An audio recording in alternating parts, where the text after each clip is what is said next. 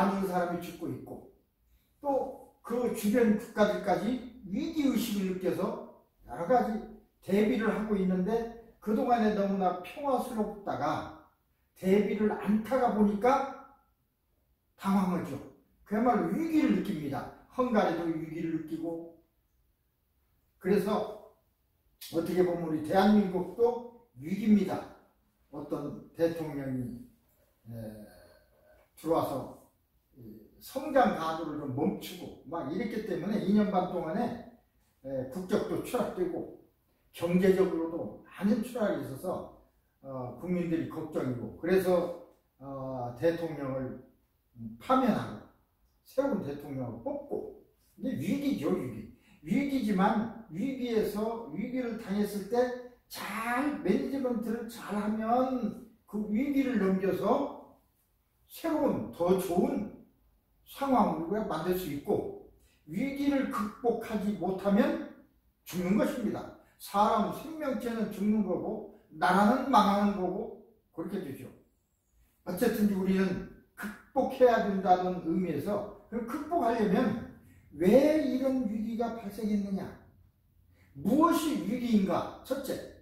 두 번째, 왜 이런 위기가 발생이 됐을까? 세 번째는 이 위기를 극복할 방법은 없을까? 막 이런 것을 우리가 찾아야 되듯이 여기에서 우리 생활에서 위기라고 하면 목차에 여러분 보시는 바와 같이 지금 젊은 사람들이나 언제 어린 사람들이나 젊은 사람들이나 노인들과 똑같이 지금 문제가 되고 있는 것이 우울입니다. 우울증. 공황증, 강박증 이것도 똑같은 우울증입니다. 우울증이 좀 심한 그런 경우를 이름을 달리해서 공황증, 강박증 이렇게 이제 얘기를 하니까 우울 어떻게 보면 우울하지 않은 사람이 없습니다. 날마다 기쁘기만 합니까? 살다 보면 어느 때는 우울하고 어느 때는 기쁘고 그렇죠. 그러나 그러한 우울이 아니고 평상적인 것을 넘어서는 우울. 늘 우울해. 예를 들어 우울하지 않아야 될 때도 우울해. 이게 문제죠. 그러면 삶이 깨지는 것입니다. 삶이 위기죠. 밥 못 먹어서 굶어 죽는 것도 그것만 위기가 아니라 그건 최소한 우리 몸을 살아가는 그 위기고 실제로 요새같이 풍요한 시대는 섭취할 것 충분히 섭취하고 누리고 있다고 하더라도 돈도 많다고 하더라도 늘 기쁘냐? 그것이 아닙니다. 우울하고 그래서 자살을 하고 자살하고 하는 전번 함께 그 얘기를 얘기했지만 그 근본이 우울입니다. 그래서 우울에 대해서 이번 학기는 좀 깊게 심도 있게 생각을 해보려고 합니다. 우울증과 똑같이 나타나는 게 조울증, 조증. 그래요. 조울증이라는 건 우울증과 우울증과 조증을 얘기하는 것입니다. 우울증은 기분이 나빠지고 착잡해지고 다운된다면 조증은 업되는 것입니다. 기쁘고 막 기분이 좋아지고 기분 좋은 것이 나쁜 건 아니지만 기분이 좋아졌다가 나빠졌다가 이제 이런 현상이 있으니까 그걸 이제 조울증이라고 이렇게 얘기도 합니다. 그 문제와 그 다음 정말로 요새 와서 우리에게 문제, 위기라고 하는 것이 바로 중독입니다. 중독. 탐닉도 중독입니다. 속에서 뭘 한다, 뭐 한다, 그것도 중독이야. 탐닉이라는 건 필요 이상으로 뭘 이렇게 보고 관찰하고 중독입니다. 이 중독에는 알코올 중독도 있고 요새는 도박 중독까지, 도박 중독이 더 심합니다. 요새 미국 사회에서 보니까 노인들은 몰표를 타서 사는데 노인이나 젊은 사람 알 것 없이 미국에는 그 도박장이 많습니다. 그래서 그 도박장을 출입하고 뭐 잠깐 가서 어느 정도 이제 게임으로 놀고 모함을 풀기 위해서 하는 것이야 좋습니다만은 그것이 중독이 되어버리면 큰 문제가 됩니다. 이건 우울증보다도 더 문제가 되는 것입니다. 그래서 우울증과 중독을 이번 학기에 집중적으로 좀 탐구해보고자 합니다. 그래서 10시간 중에 5시간은, 4시간은 다섯 반절은 그 우울, 또 반절은 중독, 이렇게 내가 배치를 해가지고 교재를 부지런히 썼습니다. 이거 지난 학기 끝나고 130페이지, 140페이지 이거 정리하려면 보통 일이 아닙니다. 물론 다른 책을 많이 참고하고 옆에 놓고 있습니다만은 우리 강의 순서나 내용에 그 순 맞춰서 정리한다는 건 상당히 힘들죠. 그런데 나는 재미도 있고 또 의욕도 있었습니다. 왜? 이러한 것을 여러분들에게 가르쳐줘야 되겠다. 여러분만이 아니라 노인까지도 이거 다 이걸 새로 배워야 돼요. 요새는 인터넷 따라서 뭐 제목 정도는 다 알아. 근데 실제로 아는 것은 없어. 여러분 중독금, 중독되는 거예요? 그것까지는 알죠. 중독이 뭐냐? 무엇이 중독인가? 들어가면 대답을 못해요. 그리고 다 아는 것처럼 생각하고 다 아는 것처럼 행세합니다. 인터넷 시대의 맹점이 그거입니다. 그 다음에 인터넷 시대는 반은 옳고 반은 그런 정보들입니다. 어떤 사람은 그런 정보, 나쁜 정보만 탐닉해가지고 사람 자체가 나쁘게 돼가는 경우가 많고, SNS도 마찬가지죠.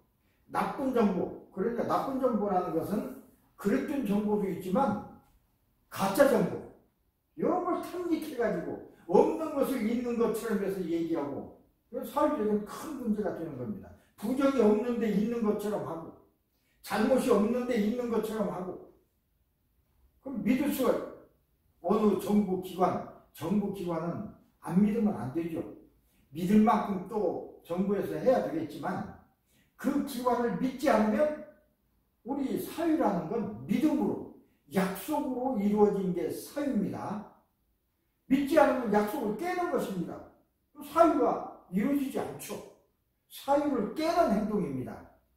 그래서 그렇다는 의미에서 가짜 뉴스, 옳은 뉴스를 이쪽 내가 구분해서 하고 그런 문제가 아니고, 이러한 것을 우리가 정확히 하나라도 정확히 알므로써 나도 나에게도 이롭고 다른 사람에게도 정확한 정보를 줌으로써 이롭죠.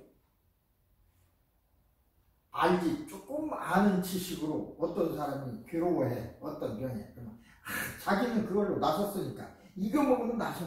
그러지만 사람에 따라 달라요. 그건 그 사람에게는 좋았지만 다른 사람에게는 독이 될 수가 있습니다. 그렇다면 자기 아니었다고 내가 가르쳐줬다고 했는데 그 사람이 독이 된다면 그게 좋습니까? 아니죠.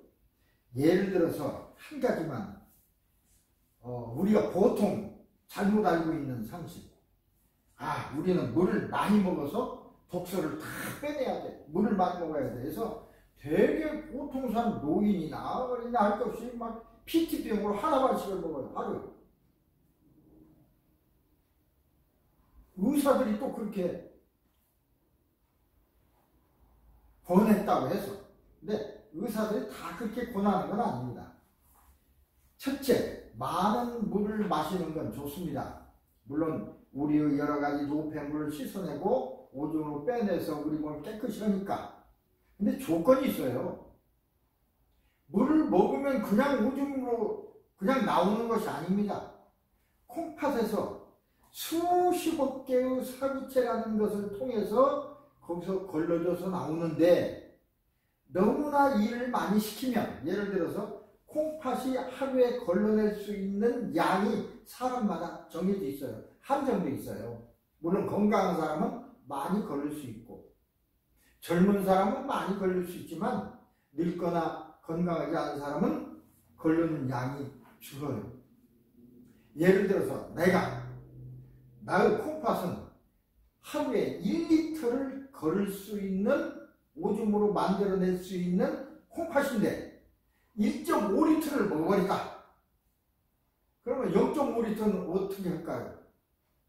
못 걸으죠. 못 걸으니까 가장 먼 곳에 우선 버려요. 버릴 수밖에 없죠. 발부터.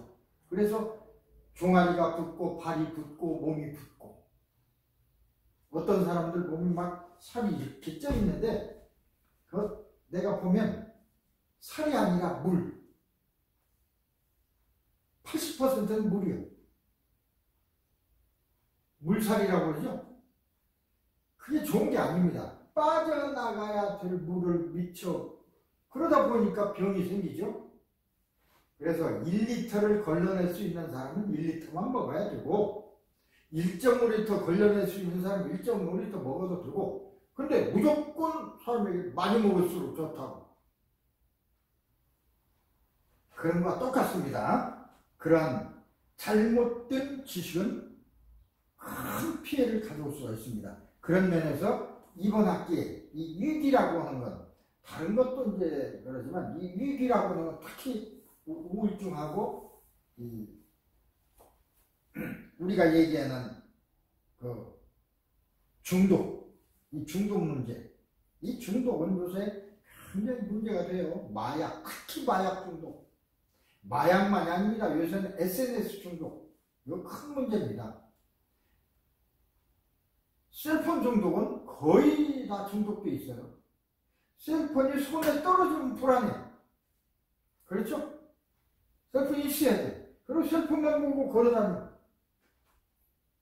자, 이 문제를 우리가 생각해 보고자 합니다.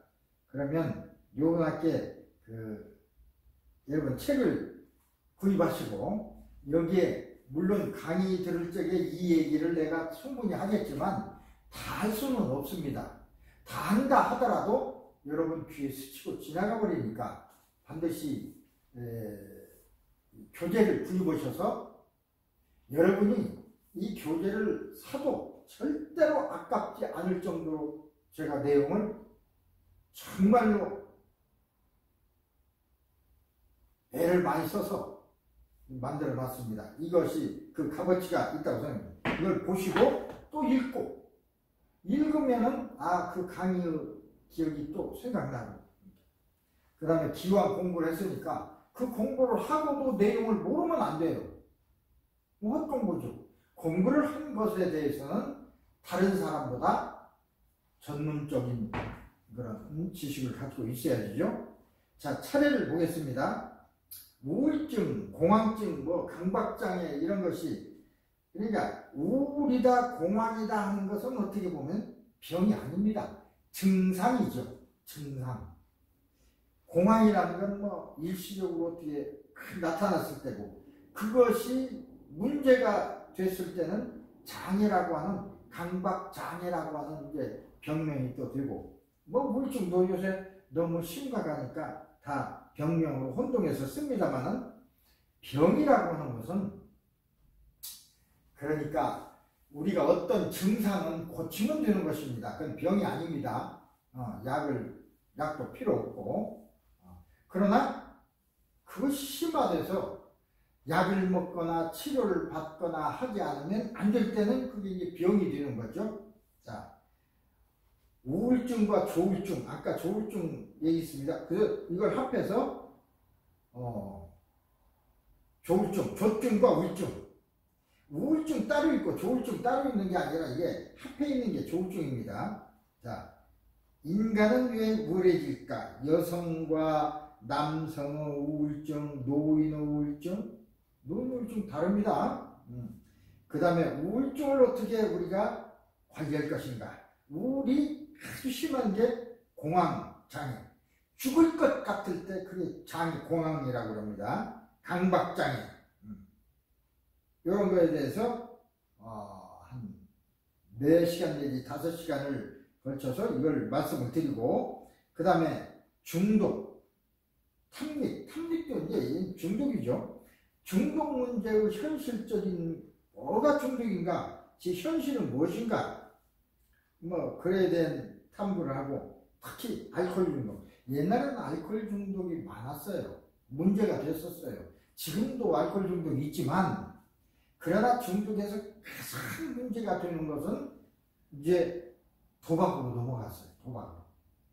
알코올보다도. 어쨌든 알코올 중독, 도박 중독, 그 다음에 새로이 젊은 사람들에게서 생겨나는 도박보다도 더 위험한 인터넷, 스마트폰, 진짜 위험한 약물 중독, 성중독도 있고 쇼핑 중독도 있습니다. 자, 이것에 대해서 우리가 알아보려고 합니다. 혹시 또 이걸 공부하면서 의문사항이 있다거나 그러면 언제든지 질문해 주시면 좋습니다.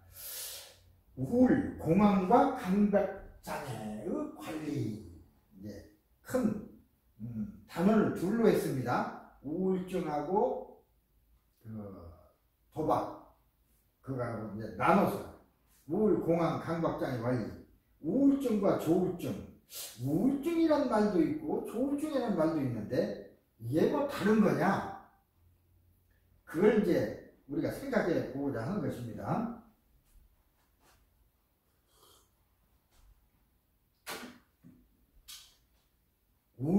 우울하다. 그런데 우울하지 안 해본 사람은 없을 것입니다.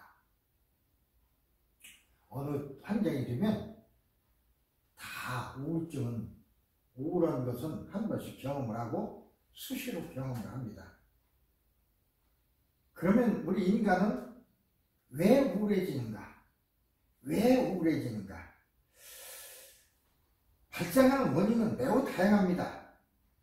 그것이 환경적일 수도 있고 신체적일 수도 있어요. 그래서 여기서 신경 전달 물질과 우울증, 뭐 환경적으로 우울하는 건 또 다른 얘기니까, 삶의 우울은 내가 충분히 돈이 없으면 우울해집니다. 건강하지 못하면 우울해집니다. 이런 건 분명하니까. 그렇죠? 경제적으로 나아지면 우울증이 낫습니다. 건강해지면 우울하지 않습니다. 이건 어떻게 보면 확실히 분명하니까. 어쨌든 신경 전달 물질 우울증 이 얘기를 해보겠습니다. 우울증이 발생하는 원인은 아주 다양합니다. 그렇죠? 살아가면서 우리를 지치고 힘들게 하는 것들이 전부 우리를 우울하게 합니다. 아까 얘기한 병이 잘 낫지 않는다. 감기가 들었는데 잘 안 나서 기분 나빠. 그죠? 배우자, 아들, 어머니, 아버지, 그 사람들을 죽었다거나, 죽으니까 내 주위에 아무도 없으니까 외로움, 고립감, 이것도 우울하고, 파산, 실직, 재산을 잃었다거나, 또 직장을 잃었을 때 기쁜 사람 누가 있습니까? 다 우울해지죠. 이런 요인들이 다 우울증 원인이 됩니다. 우울증은 심리적으로, 경제적으로, 유전적으로, 생활 환경적으로 원인들이 엄청 많기 때문에 이것이 다 어떤 경우는 하나만 있는 경우도 있지만 섞여 있어요. 건강 나쁜 사람이 일하니까 돈도 없죠. 경제적으로도 문제죠. 이렇게 해서 막 혼재되어 있습니다. 그 중에서도 가장 많다고 할까요? 지지를 받고 있는 것이 생물학적인 요인, 감정 문제. 감정. 그러니까 돈이 없다고 해서 우울해지는 왠가 감정에 문제가 생겼다고 합니다. 돈이 없다고 다 우울한 건 아닙니다. 어떤 사람은 돈이 있어도 우울한 사람이 있어요. 양이 틀려요. 1불이 있어도 즐거운 기쁜 사람이 있고 100불을 가지고 있어도 불안한 사람이 있습니다. 그렇죠? 아무것도 안 가지고 있어도 불안하지 않은 사람이 있어요. 그러니까 감정을 조절하는 뇌가 있는데 그 감정이 어떻게 조절되느냐, 그게 이제 문제가 생겼을 것이라는 거죠. 그 다음에 스트레스, 또 외부적인 생활 사건, 개인의 성격적으로 조그만 애도 우울해지는 사람이 있는가 하면 조그만 일에도 웃고 즐거워하는 사람이 있습니다. 복합적인 기전이 우울증 발생에 영향을 미친다고 봅니다. 과학자들은 이중 뇌의 신경 전달 물질이 우울증과 연관이 있다고 생각하고 있습니다. 자, 이 우울증 그러면 이제 이 정도로 깊이를 좀 들어가야 됩니다. 이렇게 많이 있는데 이건 전체적으로 우리 뇌에 있는 어떤 신경 전달 물질에 이상이 생겨서 그런 거다. 그러니까 이상이 생긴 사람은 정상적인 사람에 비해서 우울증이 발생한다는 거예요. 똑같은 일이라 하더라도 그 소리입니다. 지금도 여기에 대해서는 활발하게 연구가 되고 있습니다. 자, 그러면 이 뇌신경 전달 물질이라는 건 무엇인가? 신경 전달 물질을 뉴로 트랜스미터라고 합니다. 신경 트랜스미터 전달 물질. 뇌신경 전달 물질, 우리 뇌는 머릿속에 있는 뇌세포는 약 1000억 개가 넘는다고 합니다. 1000억 개. 옛날에 하면 몇백억 개 이렇게 얘기했는데 지금 1000억 개. 더 넘을지도 모릅니다. 그런 신경세포들이 모여서 신경세포끼리 정보를 주고받아요. 어떻게? 전기적 신호를 통해서 정보를 주고받습니다. 전기적 신호. 이게 이제 중요합니다.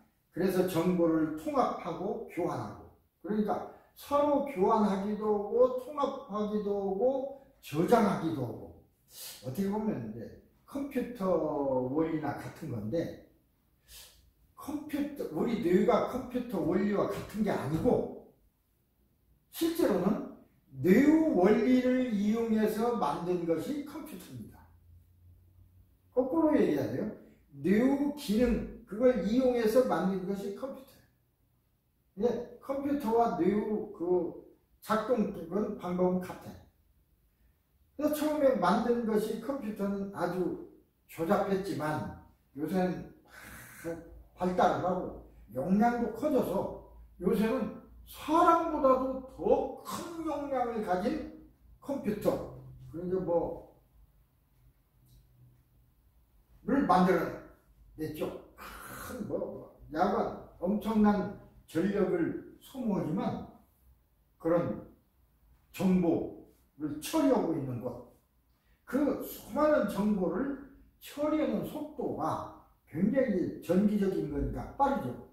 그런 속도로 처리하게 되면 오히려 사람 개인이 가진 정보보다도 더 많은 정보를 수집해 놓는다면 거기서 이루어지는 그 분석과 새로운 것들, 즉 AI죠. 말하자면 자동으로 보통 사람보다 훨씬 지능도 높고 판단력도 좋고 그렇게 되죠.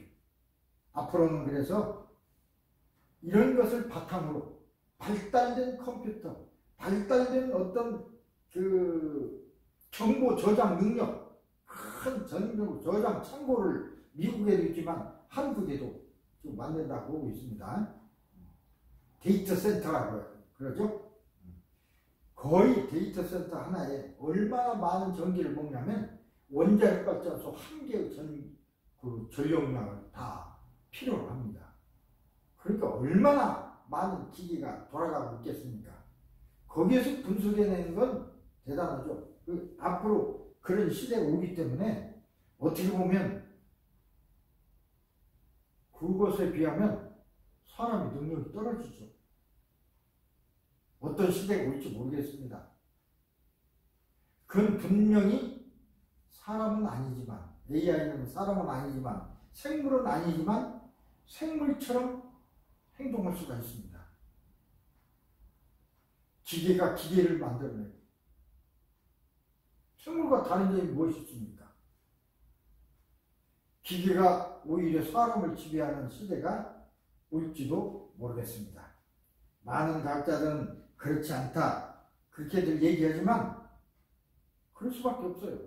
개인은 한정된 어떤 정보 능력과 모든 세상의 정보 능력을 총합한 데이터 센터가 되기를 되겠습니까? 되기를 안 되죠.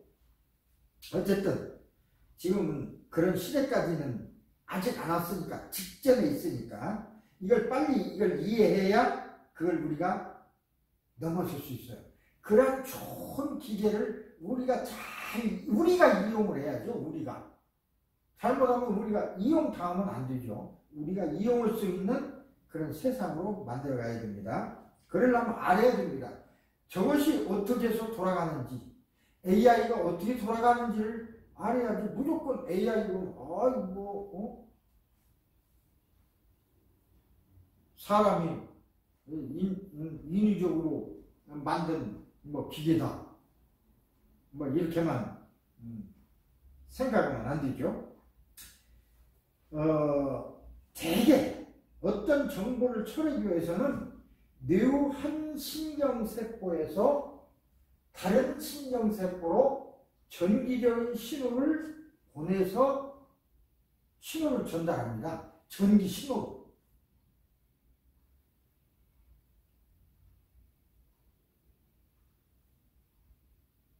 또 어떤 경우에는 전기적 신호가 할 수 없는 그런 것일 때는 화학물질이 또 하기도 합니다. 꼭 전기적 신호로만 되는 게 아닙니다.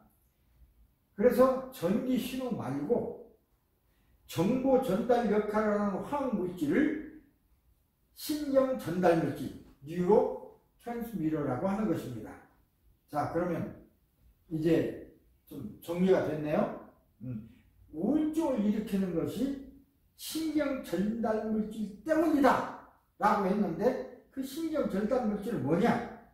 정보 전달 역할을 하는 어떤 화학 물질을 얘기하는 거다. 자, 조금 더 깊이 이제 들어가 봅니다. 우울증에서 뇌의 신경 전달 물질은 항우울제 약물, 우울하면 항우울제를 먹죠. 치료약이 아닙니다. 항우울제. 우울하지 말으라고 어떤 약을 먹는데, 그게 뭐냐? 그것도 알고 먹어야 될 거 아닙니까? 항우울제. 우울제 약 주세요. 그럼 먹었어요. 우울제 약 먹었어. 그것까지만 알죠?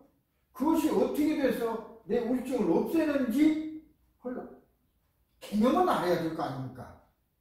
그래야 남용이 없죠. 오용이 없죠. 여러 물질 중 특히 예를 들어서 우울에 관해서만 생각해 보면 왜 우울할까? 여러 화학물질 중 아까 화학물질이 문제가 된다고 했어요. 이 화학물질 중에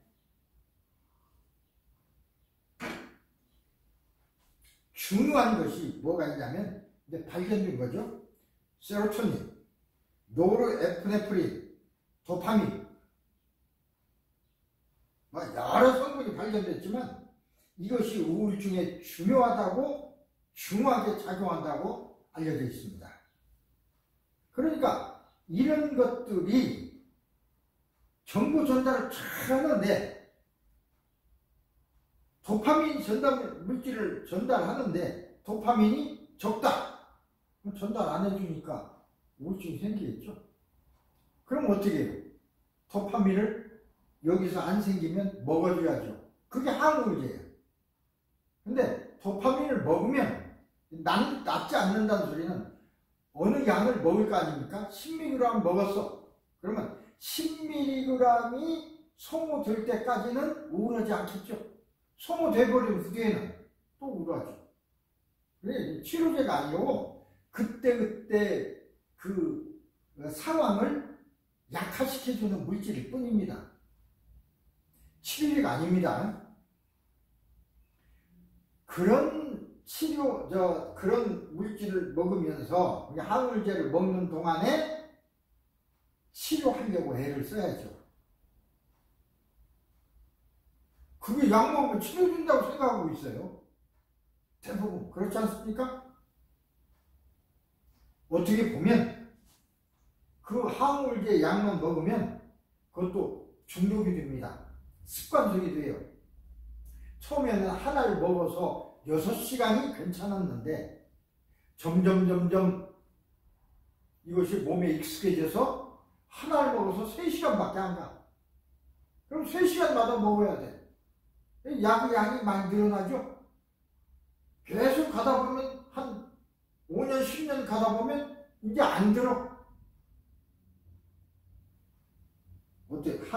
그래서 항생제, 항이라는 말이 들어있는 그 물질은 어떻게 보면 그 잠시 시간을 늦출 뿐입니다. 그 사이에 낫으라고 오는 건데 낫을 노력을 하지 않고 계속 약만 먹으면 결국은 고치지 못하는 상태까지 가버립니다. 조금 더 이걸 좀 심하게 얘기하면 항우울제는 완전히 폐인이 될 때까지의 시간을 늦춰서 서서히 폐인이 되게 하는 약입니다. 어차피 폐인은 됩니다. 안 먹으면 열흘 내에 폐인이 된다면 항우울제 먹으면 30일은 갑니다. 어차피 폐인은 돼요. 천천히 죽게 하는 약, 그럴 뿐입니다. 자, 지금 좀 표현이 너무나 강하게 됐습니다만 실제로 그렇습니다. 그러면 천천히 죽게 하는 약입니다. 알면서도 그렇게 얘기했으니까 이건 낫는 것이 아니구나, 나의 삶을 연장할 뿐이다. 그러면 그 먹는 사이에 우리는 뭘 해야 되냐? 낫는 연구를 해야 돼. 나을 연구. 심리적으로 사회적으로 돈을 못 버는 사람은 돈을 벌어야 되고, 어떤 문제 때문에 그러면 외로운 사람은 외롭지 않도록 여러 친구를 만들고 그런 일들을 해야죠. 그래야 그 다음부터는 약 안 먹어도 되지. 어쨌든 도파민의 경우도 있고 세로토닌의 경우도 있고 노르에피네프린 경우도 있습니다. 뒤에 가서 또 계속 자주 나옵니다. 이 신경전달 물질이 독립적으로만 하는 게 아니라 많은 물질들이 서로 영향을 줘요. 또 복잡해. 도파민 때문만 일어난다면 도파민은 좋지. 그런데 도파민, 세로토닌, 노르에피네프린 이게 서로 상호작용을 하는 경우도 있습니다. 그래서 우선 신경전달 물질로 우울증을 설명하기에는 한계가 있어요. 신경전달 물질 때문이다 라고만 간절히 얘기하면 깊은 설명이 아니라는 소리입니다. 신경전달 물질 한개가 아니고 여러 개니까. 자, 그 중에서 세로토닌, 노르에피네프린, 도파민이 문제가 된다고 했으니까 서로 도파민은 우리가 가장 무서워하는 것이 중풍, 그 다음 치매죠. 그 다음 중풍, 치매 같이 오는 것이 손을 떨고 머리를 떨고 같이 옵니다. 그것이 도파민이 분비가 안 될 적에 그런 현상이 나타나요. 그래야 도파민 약을 먹어요. 낫는 게 아니야. 먹은 동안에 한 6시간 동안 안 떨어. 그러다 약효 떨어지면 또 떨어. 치료제 아니죠. 그러다 보면 하나를 먹어서는 3시간, 그 다음 하나를 먹어 2시간, 한 알 먹으면 1시간, 나중엔 2알, 3알 한 줌 없이 먹어도 이제 몸이 덜덜 떨어서 걷지도 못하고 생활을 못하게 되는 것이죠. 자, 그 중에 세로토닌. 너무나 그렇다고 해서 겁나고 그럴 것 없습니다. 내용을 알아야 우리가 방법, 살아날, 개선할 방법을 찾을 수가 있습니다. 세로토닌. 세로토닌은 우리 몸 전체에 영향을 주지만 특히 기분, 기분 나빠. 수면, 잠이 잘 안 와. 기억력, 아까 얘기한 치매 이런 거. 인지능 기능, 충동 조절. 충동 조절하면 화를 조절 못해. 조금만 얘기하면 조절하다가 화를 내는 사람이 있어요. 조절이 안 되니까. 불안, 초조, 식욕 이런 것과 연관이 있는 게 세로토닌입니다. 특히 행복감에 관여하는 물질이라고 해서, 그러니까 세로토닌이 분비되면 행복해져. 기분이 좋아져. 기분이 좋다고 합니다. 기분이 좋아져. 그래서 이걸 행복 호르몬이라고 그렇게 말하기도 합니다. 이런 정도까지는 좀 알아야 그래도 다른 사람하고 얘기할 수 있지 않겠습니까? 이번 학기에 이 강좌를 선택하신 여러분 아주 잘하신 것입니다.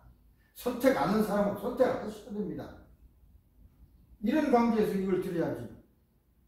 ABCD 단어 더 외우는 거 그것도 중요하지만, 자, 그래서 우울한 환자 뇌를 연구한 결과 연구했더니 세로토닌이 감소됐더라 그거야. 기분이 나쁜 사람, 우울한 사람의 뇌를 연구를 했더니 다른 사람보다 세로토닌이 적더라 그 소리입니다. 그래서 세로토닌 문제구나, 세로토닌이 부족해서 그렇구나. 그럼 세로토닌으로 만들어지는 물질이 트립토판이라고 하는 게 있습니다. 트립토판이 세로토닌으로 변화하는데 이게 전구 물질, 원료 물질이야. 트립토판이 원료예요. 원료가 많이 있어야 제품이 많이 만들어지죠. 그 트립토판이 이제 부족한 경우에도 세로토닌이 감소하게 됩니다. 그러니까 세로토닌만 알아서도 안 되죠. 그 전구 물질인 그 원료인 트립토판이 문제 있어도 세로토닌이 문제가 되니까 어쨌든 우울 증상이 악화됩니다. 세로토닌 하고 있으면 그것은 바뀌면 안 되니까 트립토판이 부족해도 세로토닌이 안 만들어지니까 결국은 우울증이 생깁니다. 그래서 트립토판이 부족할 때도 우울증이 생기는 거예요. 세로토닌이라고만 했지만 같이 묶어서 생각하면 됩니다. 근데 일단 세로토닌이 부족한 원인은 뭐냐면 일종의 우리 몸에서 세로토닌이 분비가 되는데 그 분비된 것이 빨리빨리 없어지니까 다른 세포에 흡수돼 버리니까 행복감이 없어지는 거예요. 흡수를 안 되도록, 그래서 세로토닌이 우리 뇌에 오랫동안 있도록 흡수하는 다른 세포가 흡수해버리는 걸 하면은 세로토닌이 일정하게 분비되더라도 오래 있을 수가 있죠. 그래서 두 가지가 있습니다. 세로토닌이 부족할 때는 세로토닌을 먹어주든가 아니면 세로토닌이 없어지지 않도록 해주든가. 자, 이런 걸 우리가 연구하면 우리 생활에서도 많이 응용될 수가 있어요. 어떤 문제가 생겼을 때 우리가 어떻게 해결해야 되느냐. 그 직접 해결할 수도 있고 다른 걸 좀 다른 것을 통해서 해결할 수. 우리가 이제 어떤 문제가 생기면 그 사람을 설득할 필요도 있지만 그 사람이 설득 안 될 때는 그 사람을 친한 친구, 그 사람이 말을 듣는 친한 친구를 설득해서 하는 수가 있는 거나 똑같은 것입니다. 이게 우리 생활의 지혜가 되는 거죠. 세로토닌 흡수 차단제는 우울증 환자 뇌세포에서 세로토닌을 흡수하는 것을 막는 것입니다. 흡수하는 걸 막으니까 세로토닌이 오랫동안 존재하죠. 뇌에서 부족한 세로토닌을 증가시키는 방법이 되죠. 그리고 우울 증상이 좋아지죠. 이것을 선택적 세로토닌 재흡수 차단제. 약도 여러 가지가 있어요.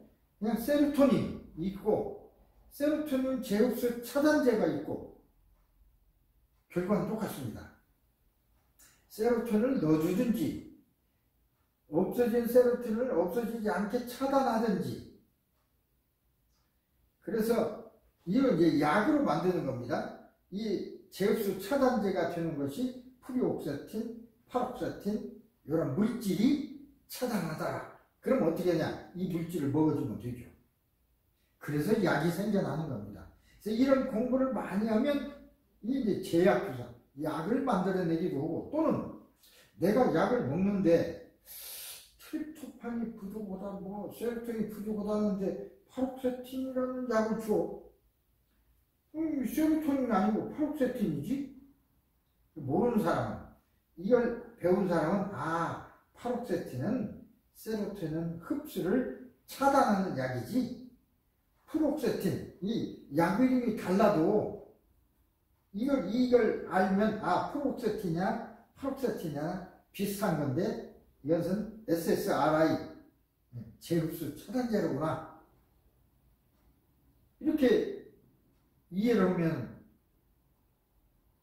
같은 약을 먹더라도 그걸 이해해서 먹는 거하고 주니까 먹는 거하고는 다른 것입니다.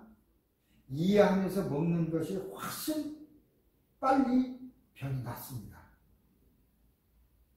어떤 사람은, 저는 이제 한의사니까 침을 놓는데, 저는 침을 놓을 적에 반드시 설명을 합니다. 여기는 어떤 자리인데 왜 놓고 이런 하기 때문에 여기다 침을 놓으랍니다. 그러면 어떻게 된다. 어떤 사람은 그걸 한 10분 동안 이제 설명해주면 듣기 싫어요. 잔소리 말고 침이나 놓으라고 그렇게 생각하는 사람도 있어요. 그래서 어떤 사람은 가만히 눈 껌먹껌먹해서 침을 놓는데 어디다 놓는지도 모르고 몇 개 놓는지도 모르고 놨다가 15분에 20분에 뽑고 가라고 하면 놨는가 보다. 그래서 놨을 수도 있지만 최소한도 침을 어디다 놨을 때 선생님 왜 거기다 침을 넣으면 왜 거기다 침을 놓습니까? 묻기도 하고, 내가 지금 소화가 안 되는데 이 중안에서 침을 놨어. 중안에 침을 놓으면 위가 자극을 받아서 운동을 하니까 소화가 되는 거야 라고 하면서 지금 한의사가 중안에 침을 놓네. 이제 위가 움직일 거고 그러면 나는 배 아픈 것이 사라질 거다 라고 내가 생각하면 침 10번 맞을 거 2번만 맞아도 돼. 왜 여기다 침을 놓는지 따끔하기만 하고 왜 여기다 침을 놓지? 그러고 있는 사람은 잘 안 낫죠. 알아야 됩니다. 아주 깊이까지 알으려고 하면 힘들지만 그래도 이런 시간을 통해서 이 정도 깊이는 알아야죠. 여기까지가 제약의사가 약을 만들어내는 수준, 왜 이런 약이 있는가 하는 원인까지 우리가 밝혀낼 수가 있어요. 그 다음에 두 번째, 노르에피네프린. 노르에피네프린은 다른 말로는 아드레날린이라고도 합니다. 에피네프린이라고도 하기도 하고 아드레날린이라고도 하기도 하고, 현재 그 명명은 그에 따라서 다른데, 우리는 처음에는 아드레날린 이렇게 많이 배웠는데 요새는 에피네프린 그렇게 또 많이 하더라고요. 스트레스를 받았을 때 분비되는 노르에피네프린, 스트레스를 받으면 노르에피네프린이 분비됩니다. 심장이 빨리 뛰고 말초혈관을 수축시켜서 혈압을 올리고, 또 사람 감정도 다르게 되고, 그렇죠? 노르에피네프린은 에너지와 흥미, 동기부여 이와 연관이 있습니다. 연구에 따르면 우울증이 있는 사람은 이 물질, 즉 노르에피네프린이 부족하다는 것을 조사가 밝혀냈어요. 우울증 있는 사람들이 아까 세로토닌도 부족하지만 어떤 경우에는 노르에피네프린이 부족하더라. 그러면 노르에피네프린을 주사 먹거나 주사 맞거나 그러면 될 거 아닙니까? 그렇죠? 그렇게 해서 이제 치료제가 되는 것입니다. 아직 명확하지는 않습니다. 노르에피네프린의 문제가 우울증과 연관이 있다는 것이 널리 알려진 거지 완벽한 설명은 아닙니다. 그래서 이제 이런 치료제도 우선 있는 것이고요. 대개 신경 전달 물질의 기능은 약이 작용하는 기전과 그죠? 약물을 사용하는 후 나타나는 효과를 관찰하면서 알려지기 시작한 경우가 많습니다. 그래서 그때 이제 발견이 되고 그게 약이 되고 그런 거죠. 그래서 끊임없이 연구를 하는 것입니다. 노르에피네프린도 마찬가지입니다. 노르에피네프린의 우울증과 연관이 있다는 것은 과거 뇌신경세포에서 노르에피네프린의 재흡수를 막는 물질 이걸 주니까 효과가 있더라는 거예요. 이미 프라빈이라고 하는.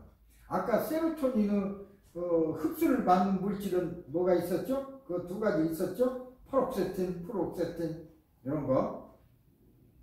그러니까 어떤 경우에는 이미 프라빈이 나서 어떤 사람은 프로옥세틴이 줘야 나서 사람에 따라. 그럼 프로옥세틴을 줬을 때 낫는 사람은 세로토닌이 문제로구나. 이미 프라빈을 줬을 때 낫는 사람은 노르에피네프린이 부족해서 되는구나. 원인이 이제 다른 거죠. 우울증이 다 같은 것이 아닙니다. 세 번째는 도파민. 가장 많은 것이 세 가지가 있다고 그랬어요. 세로토닌, 그다음에 에피네프린, 도파민. 세 번째 도파민. 도파민 얘기는 여러분 많이 들었을 것입니다. 특히 손발 떨고 얼굴 머리를 떨고 흔들고 하는 것이 도파민 문제가 입니다. 운동기능 조절이니까 이 도파민이 부족하면 운동기능 조절이 잘 안 돼서 몸을 떨거나 흔들거나 뭐 그렇습니다. 또 감정과도 관계가 있고요. 여기 보면 도파민 분비 의상으로 이런 우울증, 강박증 이런 것들이 관계가 있다 알려져 있는데 여기 보면 지금까지 얘기한 도파민, 세로토닌이 어떤 이동 경로가 있나. 이게 파랗게 된 전두엽, 이게 앞부분입니다. 앞부분, 머리 앞부분. 도파민이 여기서 이제 분비가 되고 이쪽 뇌에 작용을 합니다. 세로토닌은 이 뒷부분을 작용하는 거죠. 근데 작용하는 부분이 다르니까 나타나는 현상도 다른 것입니다. 이동 경로. 그래서 이걸 보면은 왜 그렇게 되는구나 하는 걸 알 수가 있습니다. 예를 들면 파킨슨 같은 질환은 뇌의 특정 영역에 도파민 관련 신경세포가 줄어들면서 운동 기능이 조절되지 않고 몸이 떤다든가 팔을 떤다든가 얼굴을 흔든다든가 거꾸로 몸이 감직되는 것도 있습니다. 빳빳해지는 것. 이런 일들이 일어나요. 도파민이 부족해서. 그럼 도파민을 투여하면 되죠. 약으로 먹거나 주스로 맞거나. 그러나 아까 얘기했듯이 그것은 약효가 있을 때 일시적인 것이지 그게 완벽히 낫는 것은 아니라는 겁니다. 몸이 딱딱해지면 감정도 딱딱해져요. 그러니까 몸뿐만 아니라 마음도 딱딱해진다 그 소리입니다. 어서오세요.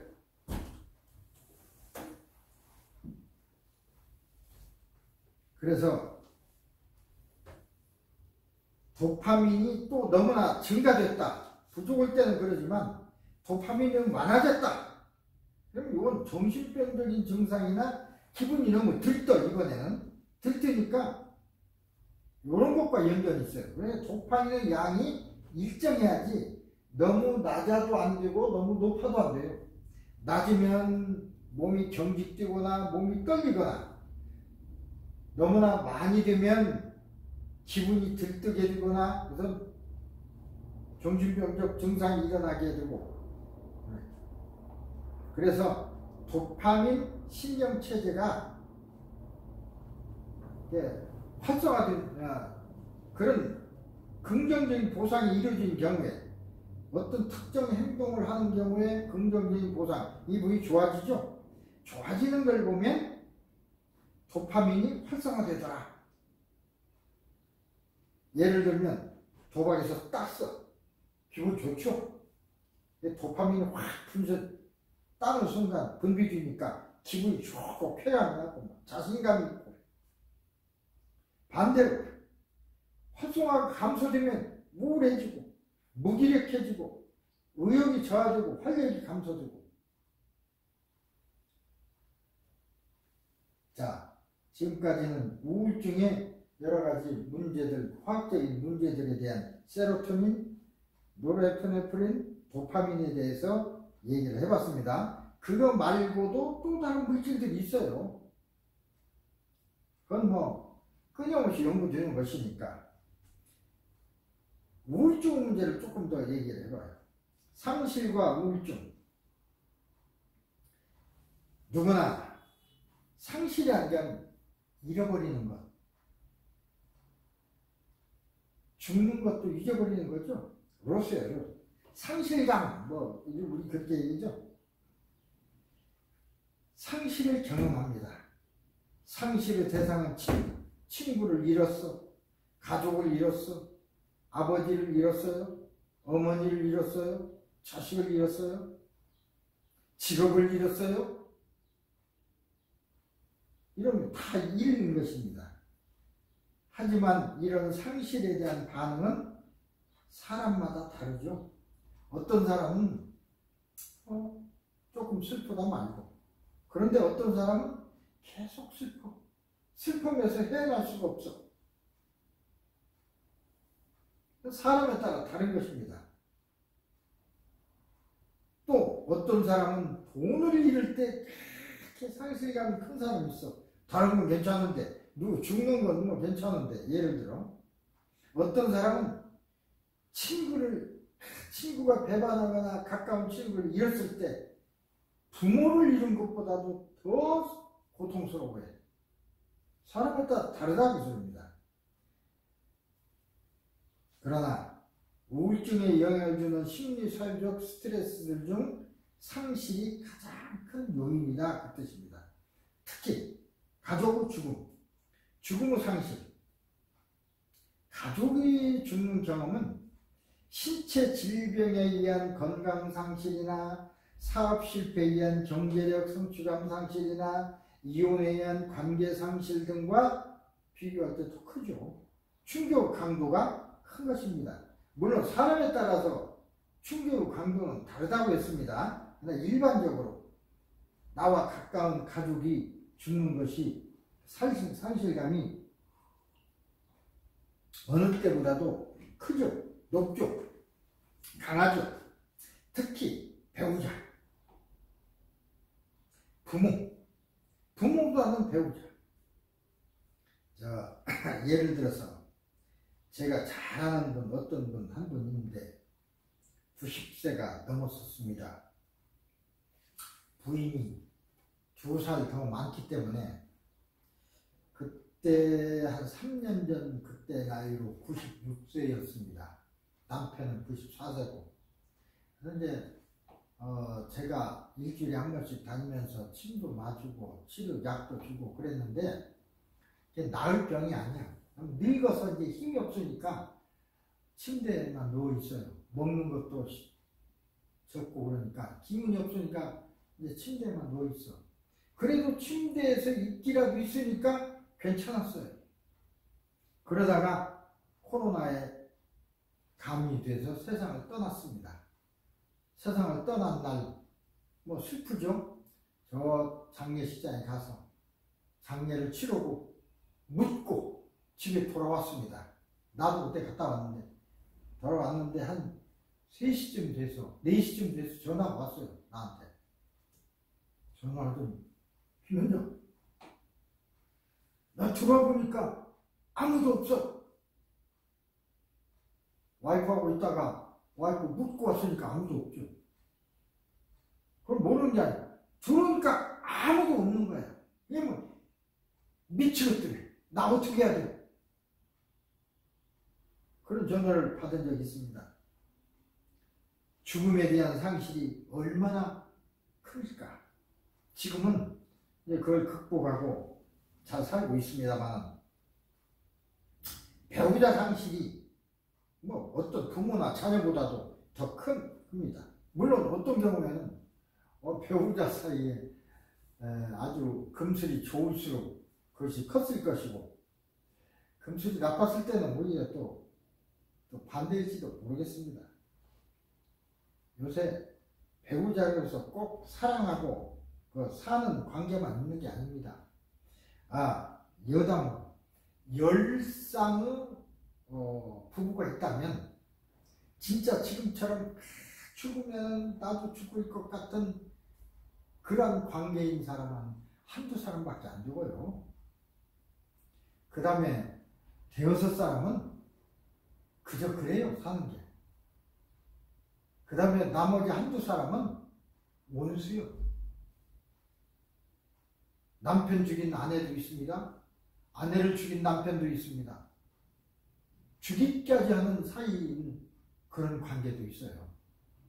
그러니까 이게 죽음의 상실은 위에 있는 두 사람 얘기가 되겠죠? 사랑하는 두 사람 얘기. 저 아래에 있는 그 원수 같은 부부 두 사람은 오히려 죽음이 행복일지도 모르겠습니다만, 일단 그렇습니다. 자, 상실도 다 다르다 그 소리입니다. 왜 나에게 이런 일이 벌어졌을까?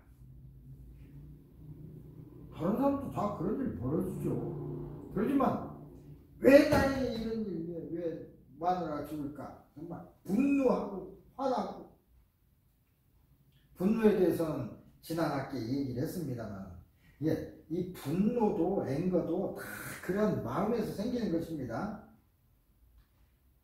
특히 삶을 함께하며 동고동락한 배우자와 사별은 큰 심리적인 충격을 주는 것으로 알려져 있습니다. 나도 그걸 경험했고요. 아니, 친구를 통해서 경험했고요. 이는 부부관계가 좋고 결혼생활이 오랜 기간 지속되었을수록 강합니다. 얘기지 못한 죽음, 젊거나 평소에 병이 없었는데 그러한 가족의 죽음은 더 그렇겠죠. 충격적이죠. 죽음에 대한 두려움도 있습니다. 슬픔도 있고, 가까운 지인의 죽음은 나이가 노력한다고 해서 회복될 수 있는 게 아니고 대체할 상황도 아닙니다. 그저 시간이 지나면서 상실을 경험해서 벗어나서 일상생활로 복귀하는 것을 바랄 뿐인데, 그것이 힘들어지고 안 되면 우울증이 되는 것입니다. 대부분은 며칠 내로 그게 복귀가 되는 거죠. 뇌영상, 그러니까 이 뇌라는 건 프론탈 로브입니다. 전두엽, MRI 영상, 그걸 연결해보면 어머니의 죽음을 회상할 때 뇌 전두엽 앞에 부분, 아까 앞에 부분 보여드렸죠? 거기서 활성이 되더라. 상실을 겪으면 스트레스로 작용할 수도 있고 감정을 조절하는 데 영향을 미칠 수가 있습니다. 스트레스만으로 우울증이 발생한다고 이야기할 수는 없는 것처럼, 가족이나 주변 사람의 죽음이 상실이 우울증을 유발한다고 꼭 찍어서 얘기할 수는 없습니다. 그럴 수도 있죠. 스트레스도 원인이 되고 상실도 원인이 되는 것입니다. 개인에 따라 가족의 죽음이라는 상실을 받아들이는 충격 정도는 다양하죠. 애도 단계, 슬픔의 단계입니다. 애도 단계에서는 누구나 우울증을 느껴요. 그렇지만 이것이 이제 우울 증상이 발전돼서 생활 전반에 영향을 주면 진짜 우울 증상이 되는 것입니다. 다시 말해서 일반적인 애도 단계에서 우울 증상은 상실의 경험, 이 개인에게 부정적인 생활 사건으로 영향을 주어 발현되는 우울 증상과는 조금 다르다 그것입니다. 문화에 따라서 가족의 죽음을 내조하는 방식이 다양합니다. 그죠? 건강한 방법으로 죽음을 받아들이기 위해서 노력한다는 점에서는 공통점이 있습니다. 예를 들면 한국이나 우리 극동 문화에 49제가 있습니다. 불교에서도 하는 것이고 유교에서도 하고 49제, 77은 49에서 7조입니다.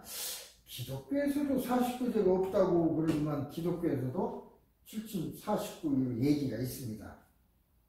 사유심리학적으로 깊은 의미가 있는데 죽은 사람의 영혼이 돌아가는 기간이 49일. 죽은 뒤에 49일은 이 지상에 머무르다가 49일을 지난 후에 천상으로 가는 것입니다. 그래서 좋은 곳으로 가도록 기원하는 의식이죠. 49제가 49일날 제를 지낸다는 건 제는 기도하는 것입니다. 기독교 믿는 사람은 제사 지내고 하는 걸 털어보셨는데 기도나 제사나 같은 것입니다. 하는 방식이나 행동 양식이 달라서 그러지 마음은 같아요. 또 기독교 믿는 사람은 어디 가서 저러는 것 아주 싫어요. 저러는 것이 기도하는 것입니다. 기독교에서는 그냥 손을 모으고 하는 것이 기도지만 그것만이 기도가 아니에요. 머리를 조아리고 깊이 그 사람을 생각하고 그게 기도죠. 그러니까 나와 다르다 생각하면 안 돼요. 종교도 예를 들어 기독교에서 말하는 불교 이교도 그렇게 생각하면 안 돼요. 이교도라는 건 내 종교만이 옳고 남의 종교는 그러다는 뜻입니다. 그렇지 않습니다. 이웃 종교 나와는 생각이 좀 다르지만 행위가 좀 다른 그러나 하늘을 섬기는 불교에서도 하느님 하느님은 똑같은 하느님입니다. 다르다고 생각하는데 하느님은 똑같습니다.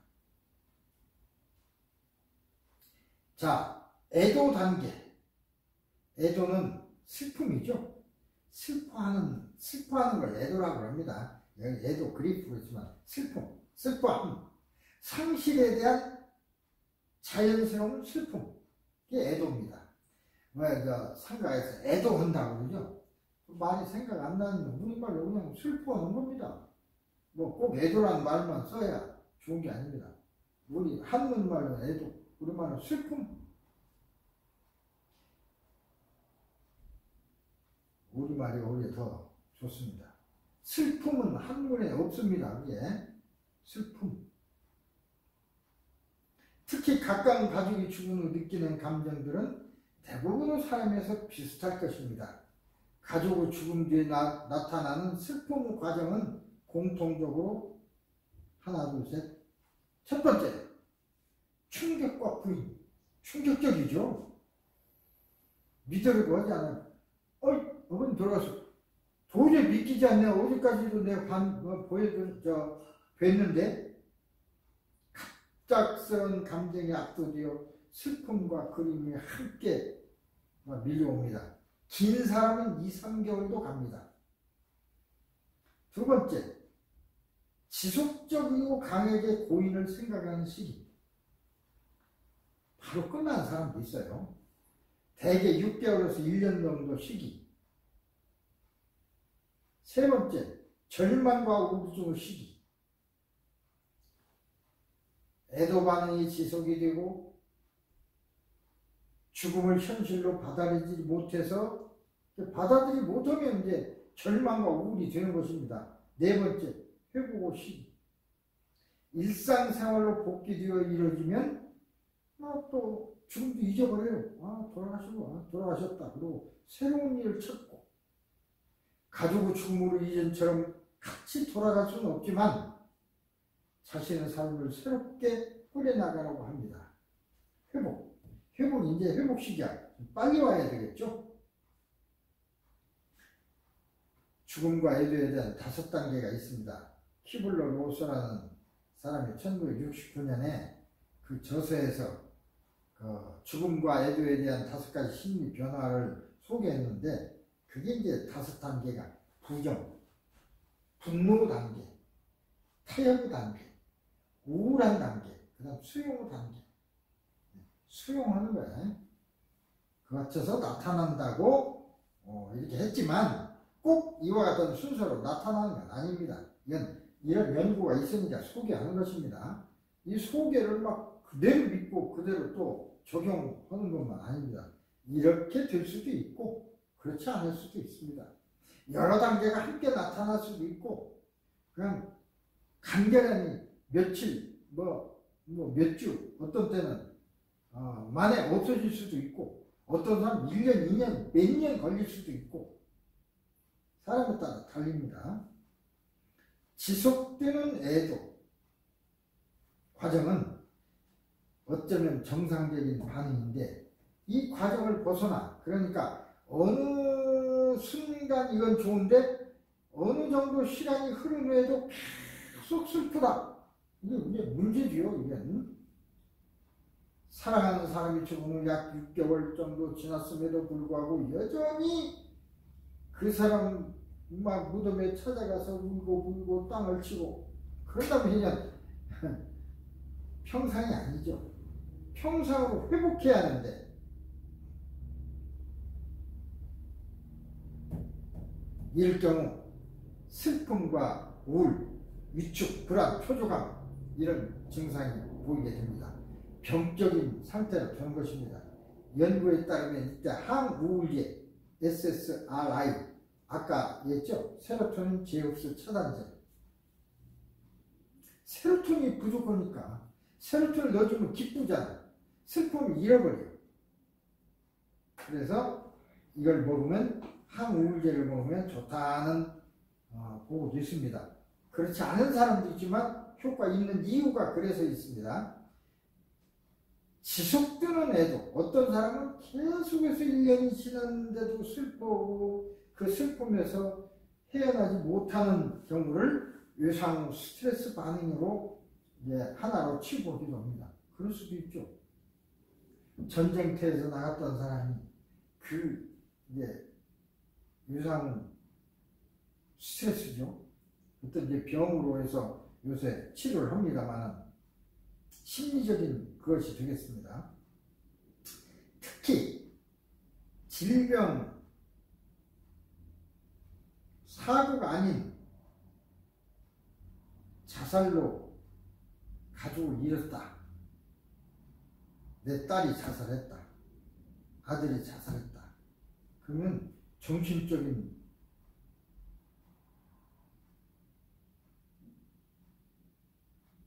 그런 것이 피해가 정신적인 어떤 굉장히 심하죠.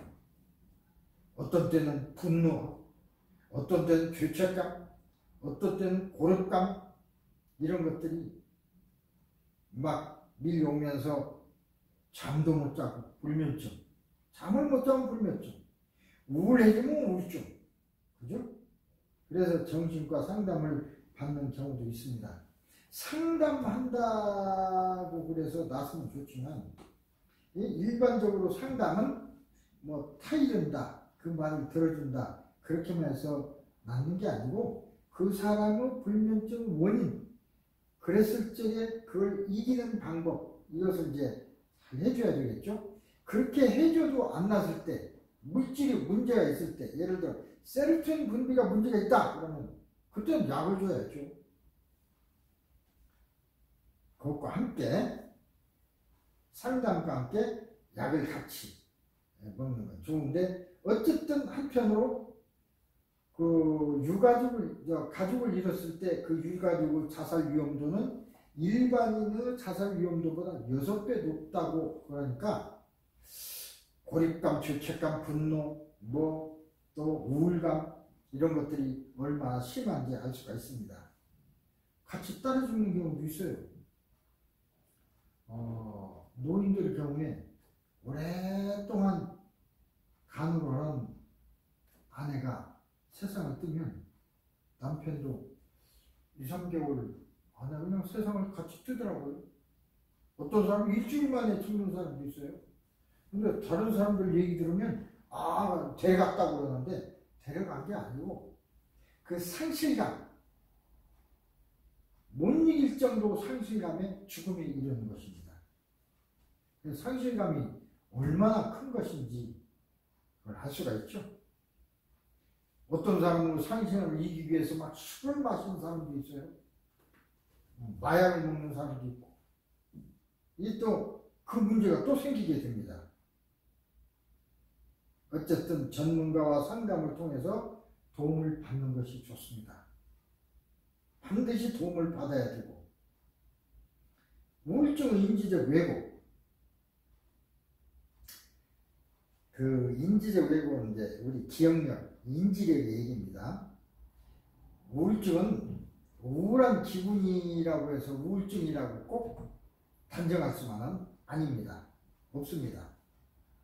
개인의 성격, 환경 등과 영향을 주고받고 있으니까 또 고통과 그런 모습들이 다르고, 객관적으로 할 건 아니지만 여러 측면에서 우울증을 바라볼 수가 있어요. 첫째, 우울한 기분의 정서적인 증상.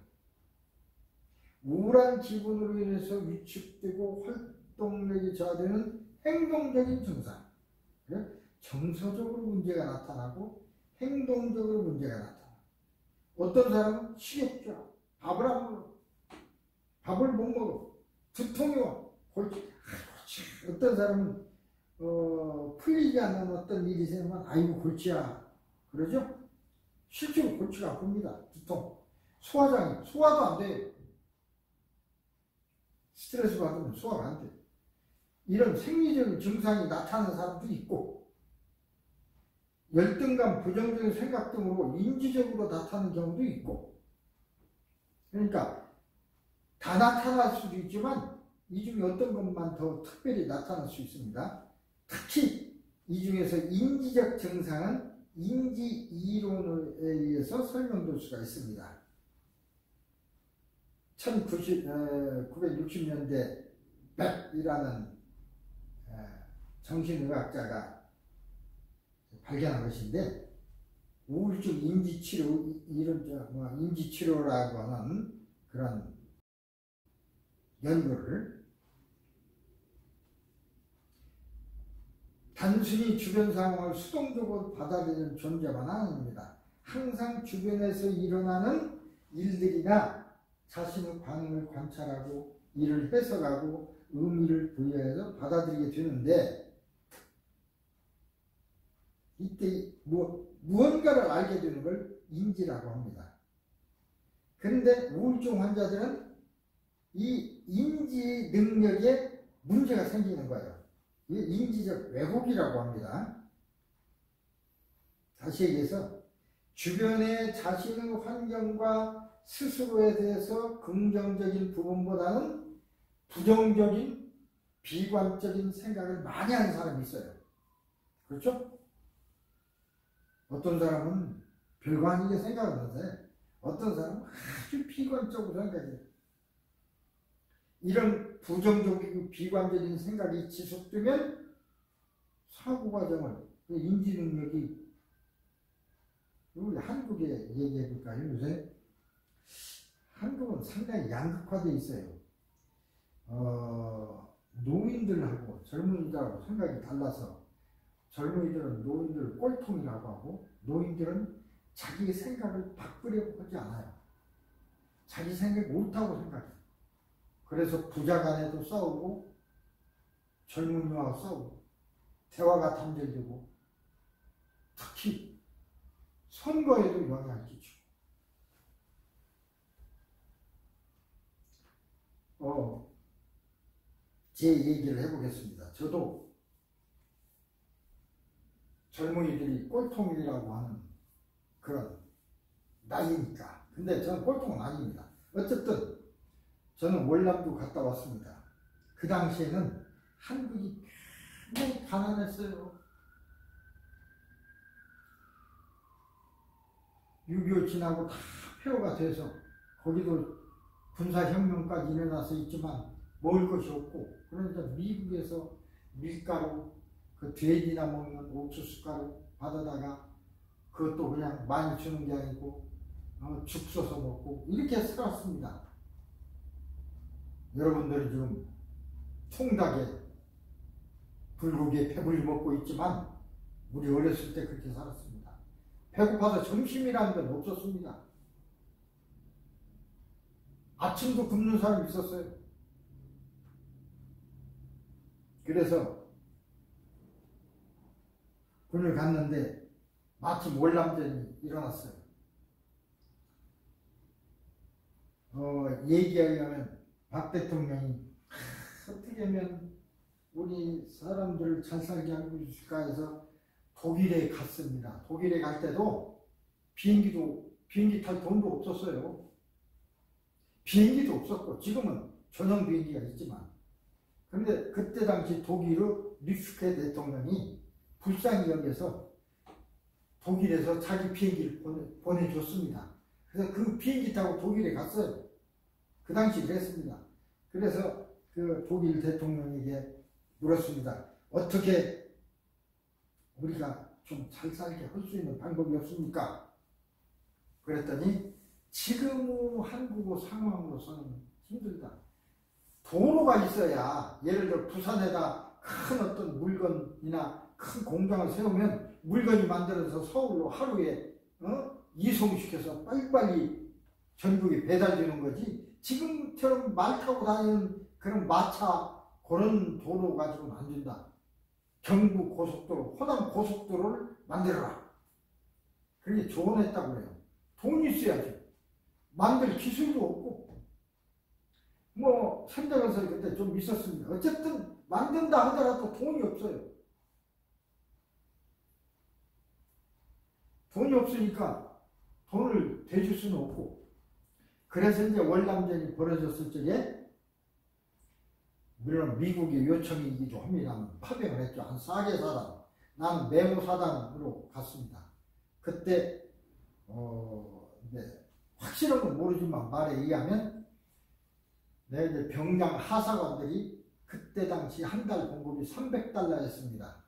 300달러에다가 목숨수당이, 생명수당이 $50였습니다. 350달러를 받았는데 300달러는 국가에서 가져가고 50달러는 내가 받았습니다. 50달러만 해도 큰 돈이었어요. 여기 50불이면 지금 음식점 가서 친구가 밥 한 끼밖에 먹지만 그 당시에는 쌀이 5가마니였습니다.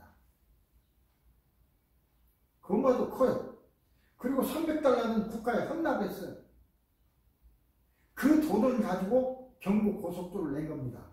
그것도 모자라서 독일의 리프케 대통령은 돈은 그냥 줄 수 없으니까 꿔줄 수도 없어. 너무 가난하니까 받을 수가 예를 들어서 잡힐 것이 있어야 돈을 꿔주지. 그래서 독일에서는 어떻게 도와줬냐. 우리나라에 광부가 많이 필요하니까 광부로 좀 와라. 간호원이 많이 필요하니까 간호원 알아서 독일에 간호원하고 광부를 많이 보냈어요. 거기서 독일에서 들어오는 그 사람 돈 들어온 거. 물론 그건 국가에서 가져가지는 않았지만 이 달러가 쌓이니까 이제 그때부터 경부 고속도로를 놓고 그때부터 이제 공장을 세우고 그래서 점차 지금까지 잘 살게 된 겁니다. 그래서 노인들이 하는 얘기가 우리 피땀으로 세운 나라다. 그건 맞아요. 그런 자부심을 갖는 것까지 맞습니다. 그러나 지금은 세상이 변했어요. 생각도 변하고 자기들이 아니면 안 된다. 그렇게 생각하면 안 돼요. 근데 그걸 고집하고 그러다 보니까 너무나 새로운 생각도 받아들이고 해야 하는데 그것이 안 되니까 새로운 생각을 못 받아들이는 사람이 꼴통인 거예요. 새로운 생각을 계속해서 받아들일 줄 알아야 하는데 그게 이제 잘 안 되고 있으니까 어느 나라나 다 같습니다. 보면 어쨌든 그런 사고, 이런 사고가 이제 어떤 부정적 생각, 어떤 일이 일어나면 부정적인 생각, 젊은이들이 이거 우리 큰일 나는 거 아니야? 이거 우리가 만들어 온 나라 공산 이북에 갖다 주는 거 아니야? 그런 걱정. 지금 사실은 한국 경제를요 북한하고 이미 대결은 끝났어요. 10분의 1도 안 됩니다. 게임이 끝났어요. 무력도 그렇고. 그걸 왜 무서워합니까? 그러나 아무리 약한 적하고 싸운다 하더라도 그쪽에도 엄청난 총알 대포알이 있으니까 서로 다 쏴야 돼. 우리가 더 많이 쏠 수 있지만 이길 수 있지만 그래도 맞으면 우리도 깨지잖아요. 또 북한도 다 황폐화 시켜놓고 통일하면 뭐 됩니까? 그럼 바람직하지 않습니다. 가만히 두고 어떻게 통일을 방법을 생각해야 됩니다.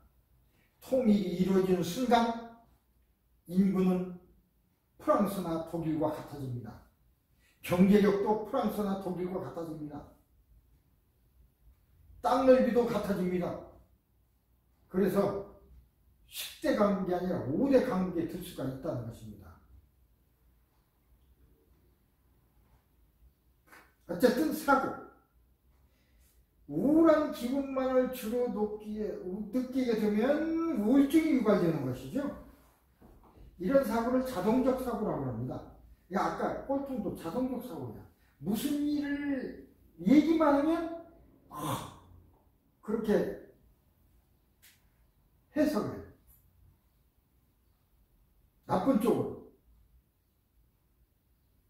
북한을 도와주라고 하니까 북한 도와줘서 그쪽에 나라 바친다고. 그런 사고가 그렇다는 것입니다. 그러나 실제로는 그들을 돕고 그렇게 하면서 싸우지 않고 같이 어울려서 사는 방법.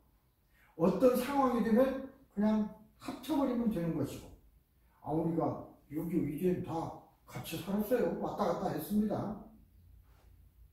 자, 그러면 인지적 오류라는 건 뭐냐? 왜 우울한 사람들은 현실을 부정적으로 바라보는가? 지금 인지적 오류가 많습니다. 미국 사람들도 그렇고 한국 사람들도 그렇고 이렇게 막 서로 대립하는 것은 인지적 오류 때문에 그렇습니다. 어떤 사람은 현실을 부정적으로 바라보고 어떤 사람은 현실을 긍정적으로 바라보고 두 종류가 있겠죠.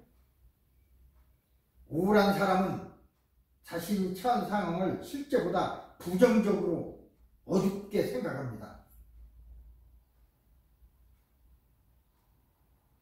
아무리 설명해도 듣질 않아요. 상황이 그렇게 나쁘지 않다. 내가 보기에는 걱정할 일이 아닙니다. 우리가 힘이 훨씬 강하니까 그게 넘어가지 않습니다. 라고 아무리 설명해도 큰 도움이 안 돼요.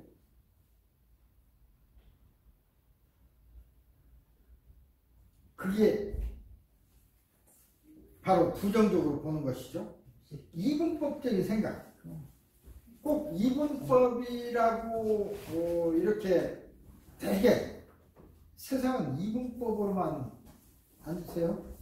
되는 것 아닙니다. 이 이분법이라는 건 예를 들어서 이 사람은 나를 좋아해. 저 사람은 나를 좋아하지 않아. 좋아해, 미워해 그렇게만 나눠지는 게 아니고 아직 그렇게 생각하지 않는 중간도 있어요. 근데 이분법으로 딱 그러니까 이 세상이 이분으로 딱 나눠지잖아요. 진보, 보수. 진보와 보수만 있는 게 아닙니다. 중간도 있습니다.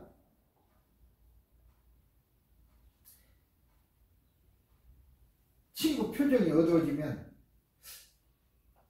나를 볼 때 친구가 표정이 싹 달라서 내가 뭐 잘못했나? 이 친구가 나를 싫어하나? 이렇게 극단적으로 생각을 해요. 그러지 말고 저 표정이 싹 달라면 친구의 뭔 감정적으로 또는 어떤 일이 있나? 그렇게 생각할 수도 있잖아요. 왜 나에게 문제가 내가 잘못하고 나를 싫어한다고 생각을 해야 합니까? 선택적 추상화. 또 전체냐 부분이냐. 그렇죠? 다 그런 건 아니죠. 다 그런 건 아니야. 근데 이제 예를 들어서 어떤 입사 후에 어떤 발표를 할 때가 있습니다. 발표를 할 때 실수 없이 잘 진행되고 그 높은 사람에게도 좋은 평가를 받았습니다. 그런데 옆에 있는 동료 몇몇이 야, 너 긴장해서 그런지 목소리가 떨더라? 라는 말을 했어요. 부정적인 얘기를 했죠. 너 잘했어, 그보다는. 그렇게 얘기하는 사람도 있어. 근데 그 있은 후에 자신감이 떨어지고 부정적인 생각이 들었어요. 무슨 일을 할 때마다 그런 생각이 들어요. 좋은 평가를 실제로는 받고 있지만 전체를 보지 않고 일부 사람들에게는 그런 거. 저 사람이 뭐라고 하나? 전체를 봐야죠. 전체적으로 좋다고 하면 좋은 거지. 다 좋다고만 할 수 없죠. 일부는 또 나쁘다고 할 수도 있어요. 그것에 너무 집착하면 안 되죠.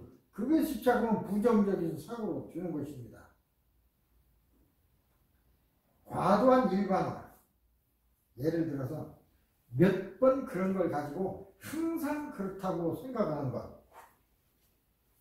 한두 번 그런 일이 있었어요. 한두 번 그런 일이 있었다 하더라도 다음에 안 그럴 수도 있거든요. 근데 한두 번 실패하고 나서 나는 항상 실패할 거야. 이렇게 생각하는 것입니다. 그래서 이게 이제 인지적 왜곡인데 이런 인지적 왜곡의 세 가지는 암울한 자신, 자신의 주변, 그리고 미래. 자신과 자신의 주변과 미래에 대한 왜곡입니다. 첫째, 인지 3제라고 하는데 우울한 사람들은 자신에 대해서 부정적으로 생각합니다. 자신감이 있고 늘 활기 있고 온 사람은 절대 우울하지 않아요.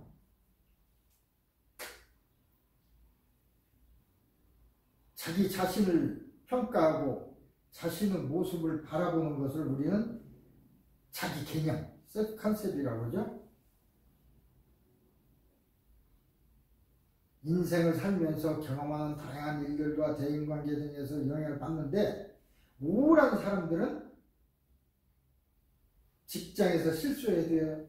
회사가 손실을 입는 상황일 때 난 능력이 없어. 나는 다른 사람보다 못났어. 부정 생각을 하게 됩니다. 그럴 수도 있죠.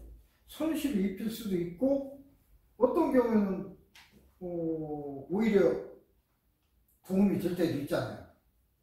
그러니까 그런 상황일 때 부정적인 개념을 과도하게 만들어내는 거예요. 두 번째, 우울한 사람은 지금 우울에 대해서 얘기합니다. 자신의 미래도 우울하다고 생각해. 자기 자신도 못났다고 생각하고 미래도 부정적인 생각을 해. 앞으로 나도 장차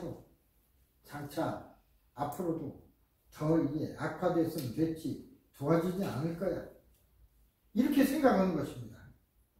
아무리 노력해도 상황은 바뀌지 않을 거야.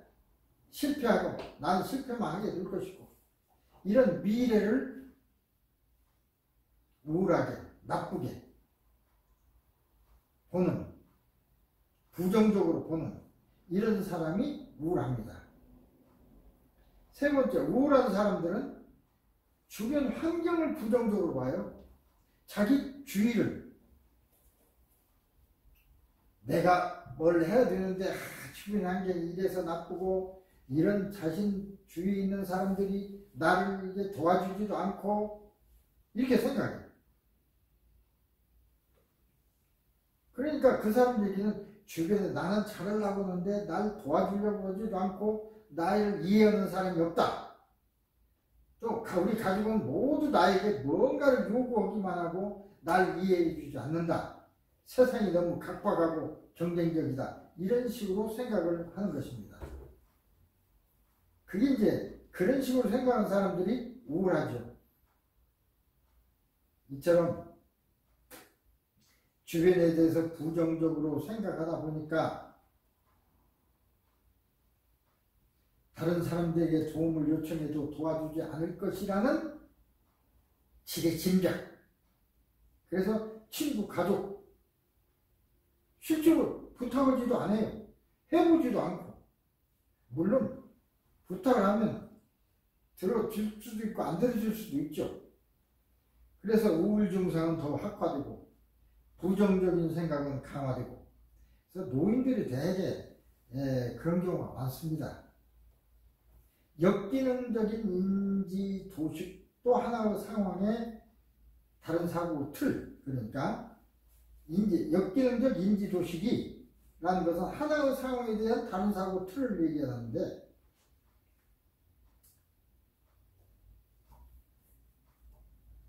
우울한 사람들이 가지고 있는 경직된 신념이 좌절과 실패로 끝날 때 연결되면서 이 역기능적 신념이 생깁니다. 그러면 그렇지, 나는 안 되지, 나는 안 되는 거야, 또는 너는 안 돼, 거 봐라, 또 하는 것마다 안 되잖아. 역기능적 신념. 이 역기능 신념이 되면 이제 또 문제되죠. 예를 들어 한 20대 남성이 과거 학교에서 시험을 칠 때마다 성적이 좋지 않았습니다. 공부 외에 잘하는 것도 없어요. 그래서 잘한다는 말 들어본 일도 없어. 이 사람은 자신이 무언가를 실패할 때 나는 잘하는 것이 없는 사람이야, 그래서 살 가치가 없어, 이렇게 생각해. 이런 사람이 우울해지고 나중에 자살하게 되고 그렇게 되는 거죠. 그런 사람이 무슨 일을 하면 좌절하고 실패를 합니다. 대부분 자신 있어도 실패를 하는데, 그러면 실패하는, 나는 실패할 거야 하는 믿음이 더 강해져. 이 경직된 역기능적 신념입니다. 이 생각이라는 게 아주 중요해요. 나는 할 수 있어, 그거하고 나는 못해, 그거하고.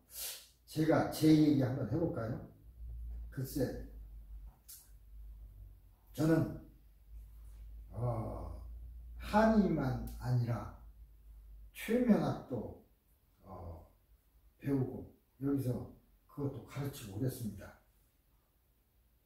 어떤 우리 같은 심리치료하는 같은 모임이 있는데, 거기에서 그냥 밥만 먹고 모이기보다는 뭔가 이론적인 얘기로나 실습, 실기적인 어떤 걸 보여주거나 했으면 좋겠다. 그래서 이제 오래된 일입니다만은, 이게 이제 믿음이라는 게 중요한 것이니까, 최면 현상이라는 게 중요한 거니까, 계란 위에 우리가 올라가는 건 어떨까? 이제 그런 생각을 하게 됐습니다. 그러니까 그걸 하기 위해서는 100% 내가 할 수 있다고 믿어야 됩니다. 나는 안 될 거야 그러면 실패합니다. 그래서 사실은 그게 집중력이죠. 자기 최면이라고도 하고, 집중을 해서 내가 하기로 되어 있기 때문에 진짜 집중을 해서 며칠간 자기 암시를 했습니다. 나는 이 계란판 위에 올라갈 수 있어. 올라가도 내 몸은 쇠틀처럼 가벼워지니까 절대로 괜찮다. 걸을 수 있다. 이렇게 수천 번이죠. 내 마음에 1%도 어떤 믿지 못하는 마음이 있으면 안 됩니다. 그럴 때 성공할 수 있는 거예요. 실제로 걸을 수도 있고 올라가서.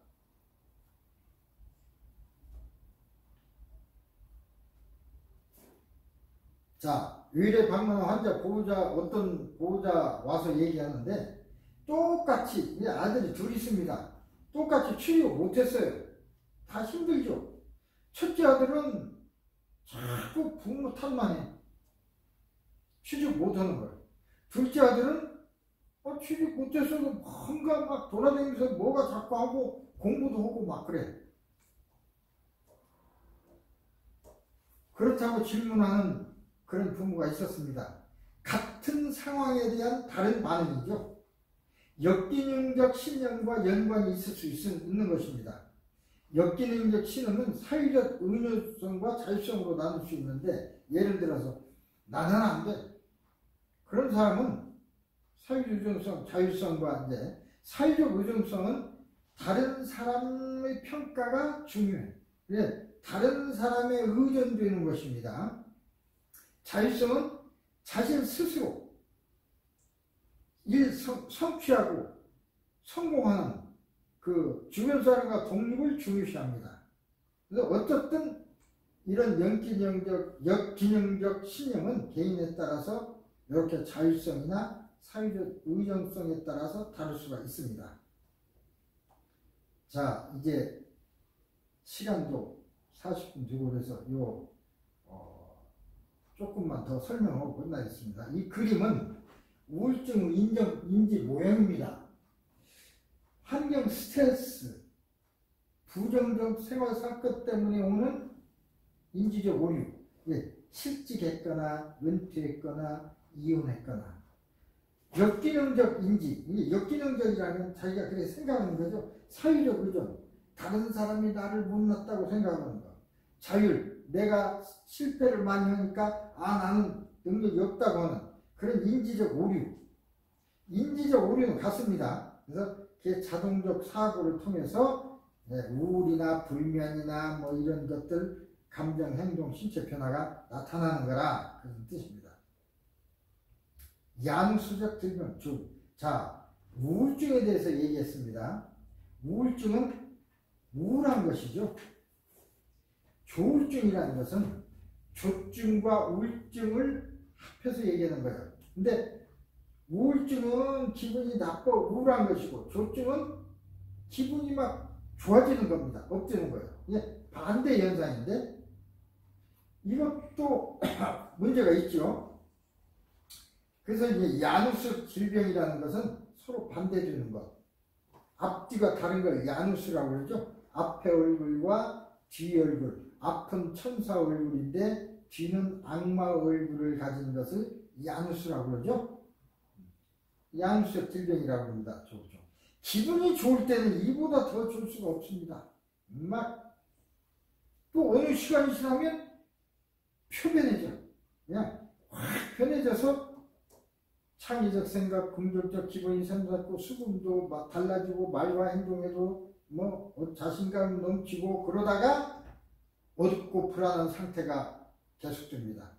좋게 느껴지는 친구들이 나를 괴롭히는 대상이 되고, 이전에는 아무 문제 들지 않았던 것들이 한순간에 심각하게 느껴지고. 그러니까 기분이 들뜬 상태를 조증이라고 하고, 기분이 쫙 가라앉는 상태를 우울증이라고 이렇게 하는데, 이게 반복적으로 나타나는 것을 조울증이라고 합니다. 양극성 장애라고 그러죠. 조증과 우울증, 양극성 장애. 일반적인 마음 상태입니다. 심한 경우 조울증 환자는 사소한 일에도 화를 내고 과격한 행동하거나 병적인 도박을 하기도 하고, 일탈 행동을 하고, 충동 조절이 어렵고 사회생활에 지장을 겪습니다. 조울증과 우울증의 정도에 따른 상황이 다 달라요. 조증과 우울증이 똑같이 나타나는 게 아닙니다. 물론 반복적으로 나타나는데 조금씩 달라서 다. 어떤 사람은 평생 90회 조증과 우울증을 이렇게 겪는 것으로 이제 알려져 있는데, 그 횟수는 달라지겠죠. 조울증이 나타난 양상이 다양합니다. 첫째, 조증과 우울증이 번갈아 나타나기도 하지만 대개는 번갈아 나타난 이걸 조울증이라고 합니다. 우울증이 반복적으로 발병한 상태로 우울장애 환자로 진단되어 치료받다가 뒤늦게 조증이 발생해서 되는 경우도 있고, 뚜렷한 우울증이 없이 조증만 지속적으로 발생하는 경우도 있고, 조증 증상의 정도가 약한 경조증인 경우도 있고, 조증과 우울증 어느 한쪽이 더 많이 발생하는 경우도 있고, 이게 막 섞여 있기 때문에, 혼재되어 있기 때문에, 우리가 좀 곤란한 경우도 있지만 좌우간 두 가지 상황이 다 같이 나타나는 것입니다. 우울 증상도 조울 증상도 2주 이상 지속되어야 일정한 기간 동안 병적인 기분 상승이나 저하가 있어야 조울증이라고 우리가 할 수가 있는 것입니다. 뭐 어떤 사람 보면 기분 좋다가 나빠질 수도 있죠. 그런 거하고는 다른 것입니다. 2주 이상 어떤 증상이 계속될 때 그런 얘기입니다. 특히 이걸 이제 조증, 경증과 조증이 그러니까 양극성 장애는 경조증이라는 것은 제2형 양극성 장애인데 그 조증의 증상이 약할 때 이걸 얘기하는 것이고, 조증이 한 번이라도 일반적으로 조증이 경조증과 비교해 증상이 깊은 조증 있었다면 제2형 양극성인데, 깊은 조증이 있을 땐 1형, 조증이 아주 약한 경우에는 제2형 양극성 장애 이렇게 이제 구분도 합니다. 그래서 이제 그 증상에 따라 그렇다는 것입니다. 어쨌든 조증 상태에 있을 때는 극도로 기분이 좋고 자신의 능력을 과대평가하고 스스로 막 능력도 높아져요. 통제할 수 없을 정도로 생각이 흐름도 빨라지고 말도 많아지고 에너지도 넘치고 수면시 막 모든 일이 잘 돼. 불가능한 것도 없고 막 창조적인 그런 것도 넘치고 매사에 자신감이 넘치고 조증이 그렇습니다. 흥미로운 점은 조울증 환자의 기분이 우울한 상태에서 즐거운 상태로 전환될 때, 그러니까 우울증에서 조증으로 될 때 뇌의 활동이 활성화된다. 그러니까 세로토닌이나 노르에피네프린이나 이런 것들이 활성화되는 것입니다. 전두엽 아랫부분 움직임이 안 풀리던 문제가 풀리고 영감이 떠오르고, 그래서 사실은 어떻게 보면요, 그 예술계통 사람들이 성질이 좀 개박한 사람들이 있어요. 조울증이 많은 것으로 알려져 있습니다. 예를 들면 모차르트, 슈만, 화가 고흐, 핸드릭스, 코베인, 버지니아 울프, 어니스트 헤밍웨이 이런 사람들도 조울증 환자였다고 합니다. 그러니까 우울증일 때는 그러다가 조증일 때 능력이 발휘되는 거죠. 그래서 이런 분들은 이렇게 좋은 작품도 쓰고 그럴 경우도 있지만 결국 끝은 불행하게 자살로 생을 마감하거나 그런 경우가 상당히 많습니다. 이 조울증이 그렇게 우리가 관심을 갖고 봐야 될 정신질환 중에서도 심각한 정신질환이다 이렇게 생각하시면 되겠습니다. 자, 일반적인 치료 관련 사항으로 마무리를 하면서 첫째, 약물 치료를 하는 것입니다. 아까 얘기했듯이 뇌신경 세포간의 작용을 통제하는 어떤 화학적 신호체계, 예를 들면 리튬이라든가 이것이 부족할 경우에는 부족해서 간질이 온다. 그래서 리튬을 먹는 것입니다. 여기 일부 바포릭산, 카바마제핀, 라모트리진 이런 것도 있습니다만 항정신병 약물 그것도 효과가 있죠. 아까 그 부분이 활성화된다고 그랬으니까 활성화시키는 것은 그 예를 들면 세로토닌이 흡수되는 것을 막아주는 제제들, 항정신성 약 이런 것들이 이제 효과가 있고요. 둘째로는 정신치료를 받습니다. 정신치료를 통해서 스스로 감정 흐름을 자각할 수 있도록 정신적으로 치료를 받아야 되겠죠. 부정을 줄일 수 있도록, 스트레스를 조절할 수 있도록. 네. 상당히 어려운 과정입니다. 셋째, 규칙적인 생활 리듬을 유지합니다. 물론 이렇게 해야 되겠지만 대단히 어려운 일이지만 이렇게 함으로써 조울증을 개선시킬 수 있다는 것입니다. 밤에 잠자리에 드는 시간과 아침에 눈 뜨는 시간을 정해놓는다든지, 또 학업 업무 부담을 조절해서 너무나 과도한 부담을 갖지 않는다든지, 쉽게 해결할 수 있을 만큼만 딱딱 주는 겁니다. 넷째, 어떤 사람은 그 우울한 것을 없애기 위해서 술을 먹는 경우가 많습니다. 우울하다고 술을 달래요. 많죠. 그런 경우가 대부분입니다. 뭐 일시적으로는 괜찮을 수 있지만 중독이라는 또 다른 정신질환을 불러오게 될 수가 있습니다. 다섯째, 가족들에게 도움을 받아야 됩니다. 가족들의 도움이 중요한 것이죠. 가족의 도움이라는 게. 그래서 이게 우울증에 대한 일반적인 그런 얘기를 했습니다. 다음 시간에는 그 우울증도 여성 우울증과 남성 우울증이 좀 다릅니다. 이게. 그래서 여성 우울증에 대해서 집중적으로 생각을 해보고, 그 다음 시간에 또 남성과 노인 우울증을 집중적으로 생각해보고 이렇게 하겠습니다. 자, 오늘은 여기까지 하겠습니다. 여러 가지 또 수업 들으시는데 대단히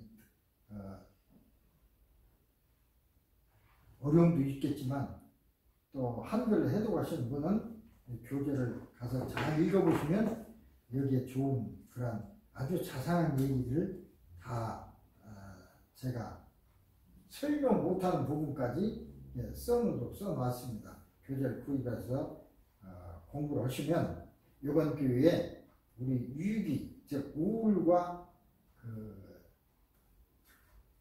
도박이나 또는 마약 같은 중독이라는 위기의 우리 상황, 내 상황도 그렇고 젊은이들 상황도 그렇고